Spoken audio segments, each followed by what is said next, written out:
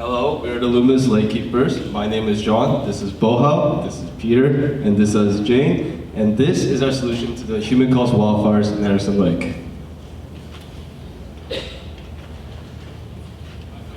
Before we begin, I want to notify you all that we conducted a survey at Harrison, and we got a total of 26 respondents from that survey.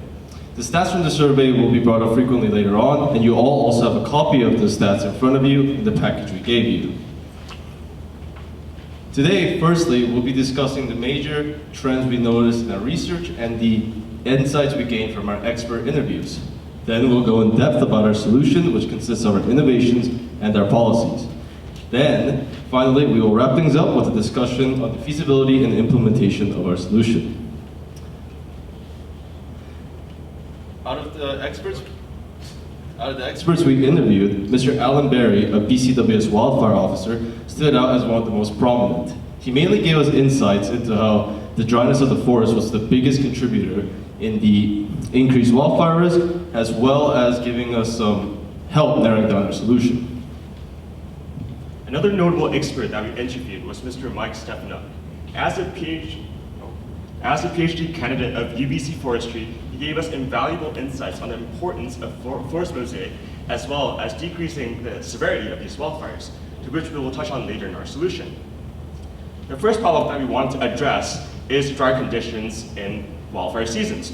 This is because they contribute to an 80% increase in tree flammability, as well as a 150% increase in shrub flammability. As a leading cause of these wildfires during wildfire seasons, we have devised our next solution to tackle this problem. The first innovation we're going to talk about is the hydrogel. Please flip to page 4 and 5 to see our research and statistics in greater detail. Hydrogel is great because it is very biodegradable and is also very easily made. As you can see on the slide, we have done this multiple times in a high school lab. It's also great because it doubles as a fire retardant as well as a preventative measure because of its high water content. When fire approaches it, the water evaporates, effectively decreasing the temperature of these wildfires and hence the severity.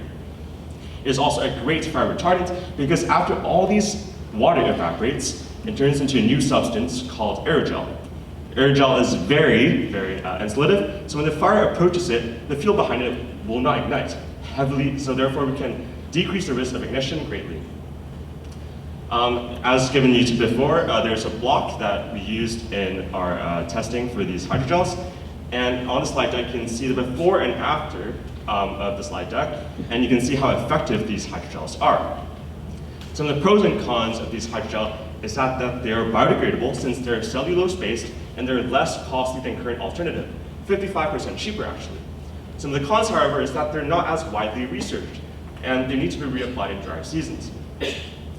In the survey conducted in the Harrison Lake area, we found a general trend, and is that people are very happy with the use of these hydrogels, as you can see here, and they're also very happy with these hydrogel applied around 10 to 30 meters in the extended zone away from their property. Another innovation we have planned to solve the dryness of the forest in more remote areas are fire-resistant plants. Please flip to pages 6 and 7 for more info on this section. Fire-resistant plants work by increasing the moisture of the soil surrounding them, which decreases the intensity and speed of the wildfire. They even cut the chance of a fire even starting by 60%. Some benefits include the diversification of the ecosystem, which ultimately helps it recover from natural disasters better, and the minimal human intervention required. After you plant the trees, they will reproduce and maintain their own populations. However, some of the drawbacks include that they do not completely stop the fire, and that they need to be replanted if burned down significantly.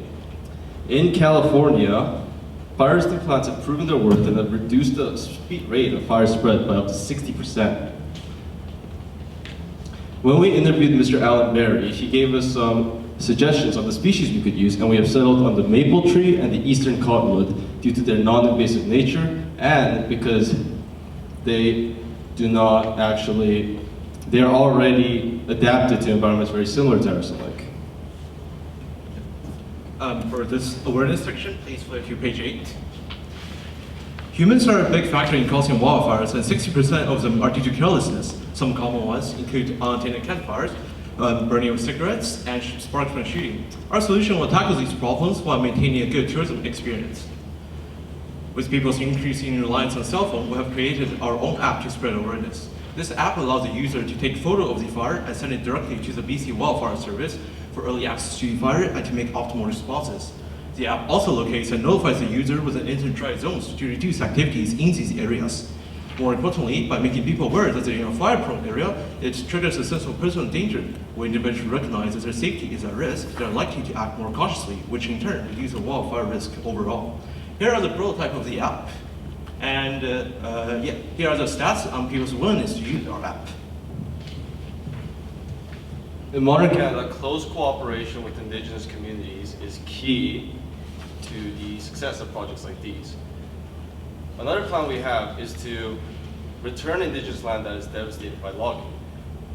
These areas are biologically dead and no ecosystem can be supported. We can fix this by using our hydrogels and fire-retardant plants. The increase in moisture, food, and shelter provided by these plants will encourage more animals and bacteria to grow there, revitalizing the ecosystem. We can then return these fully revitalized fireproof lands back to the local Indigenous peoples. Some areas we could implement this include along the eastern bank of Harrison Lake and in the north. The fully revitalized eastern portion would be returned to the Yale First Nations, and the fully revitalized northern Port Douglas section would be returned to the Douglas First Nations. For this part, please flip to page 10. So all of our solutions, such as hydrogel application and fire-resistant plant plantation, relies heavily on Indigenous expertise and manpower. This creates meaningful job opportunities within the community.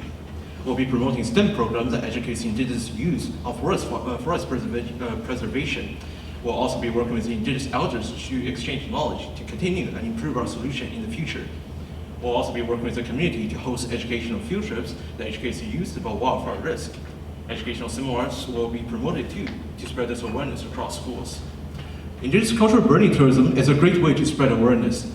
Harrison Lake is a popular tourism spot. By integrating this tourism, it not only helps people learn more about wildfire risk and prevention methods, but it's also a great way to spread the Indigenous culture on how they preserve the forest. All right, in order for us to implement our solutions, this is the steps that we have taken. So first, we'll launch promotional campaigns to inform the public on small-scale testing efforts.